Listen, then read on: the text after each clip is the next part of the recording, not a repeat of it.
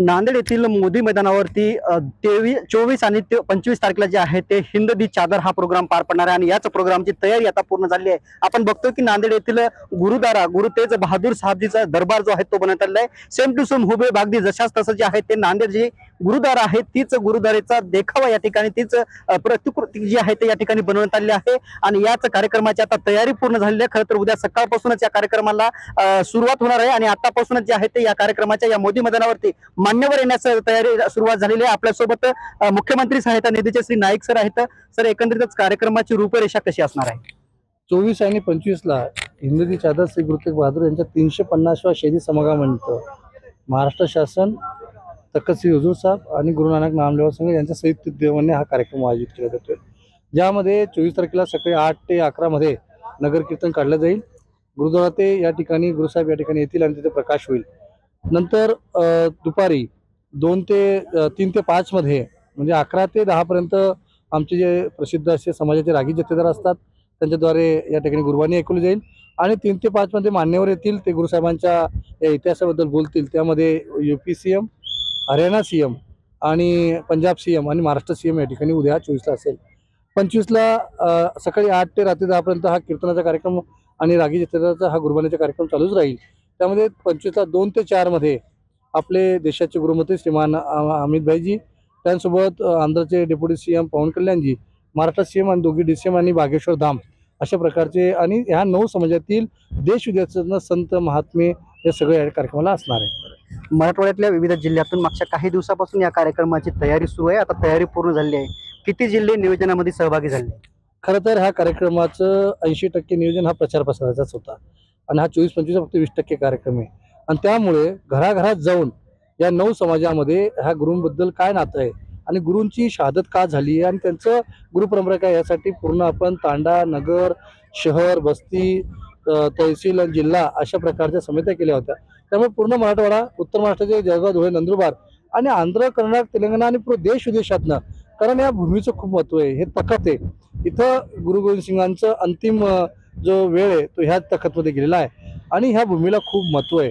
हे ऐतिहासिक भूमी आहे ज्यामध्ये गुरुसाहेबपर्यंत जे या ठिकाणी जेव्हा गुरु तेग बहादूर गुरु गोविंद सिंगांनी गुरुचा गद्दी ज्यावेळेला सोपली ते गुरुसाहेबपर्यंत या ठिकाणी विराजमान आहे। याच भूमीतनं बंदा सिंग बहादूर पहिले प्रशासक म्हणून पंजाबला पाठवले।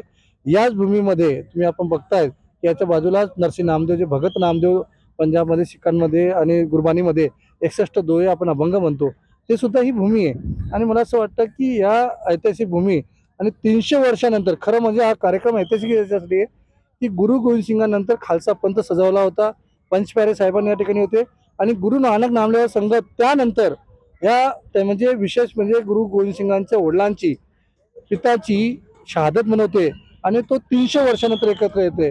म्हणून मी महाराष्ट्राचे CM माननीय मुख्यमंत्री महोदय, तखतचे आमचे जथेदार पूजनीय बाबा कुलवंत सिंगजी आणि बाबा हररामसिंगचे खूप खूप धन्यवाद की त्यांनी एकत्र आणण्याचं काम केलं। सर, एक शेवटचं, किती राज्याच्या मुख्यमंत्र्यांनी या ठिकाणी आमंत्रित केलेलं आहे?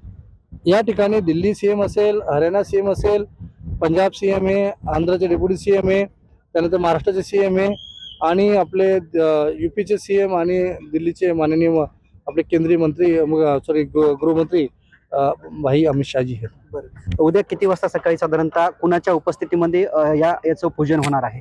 हे धार्मिक कार्यक्रम आहे, यामध्ये जोही व्यक्ती येईल तो श्रद्धा अर्पण करेल, म्हणजे मान्यवर हो का VIP हो, या ठिकाणी प्रत्येक गुरुच्या समोर हा एक सामान्य व्यक्ती म्हणून असतो। आणि मला असं वाटतं की देशाचे पंतप्रधानापासून प्रत्येक राज्याचे मुख्यमंत्री आमच्या या गुरूंचं नमन मी बघताय आपण 2-3 वर्षापासून, त्या गुरूंचा इतिहास जनजनपर्यंत पोहोचला। हा वैभवशाली इतिहास, हा स्वर्णिम इतिहास आणि शूरवीर इतिहास राहिला आहे, पण तो कधी जगासमोर आणला गेला नाही। हे पहिल्यांदा केले जाते, त्यासाठी ते या ठिकाणी फक्त श्रद्धा अर्पण करण्यासाठी सर्व मान्यवर येणार आहेत। सकाळी 8 ला नगर कीर्तनची सुरुवात होईल, 11 ला गुरुसाहेबांचं या ठिकाणी प्रकाश होईल आणि 11 ते रात्री 10 पर्यंत नगर कीर्तन गुरुबाणी आणि कीर्तन रागी चालतील। निश्चितच देश विदेशातून या ठिकाणी जे आहेत ते भक्तजन येणार आहेत, त्याचबरोबर विविध राज्याचे मुख्यमंत्रीही याच नांदेडच्या मोदी मैदानावरती उद्या आणि परवा दाखल होणार असल्याचं आपल्याला सांगितलं आहे। कॅमेरामॅन ज्ञानेश्वर वानखेडेसह मी रमेश चेंडके, TV9 मराठी, नांदेड।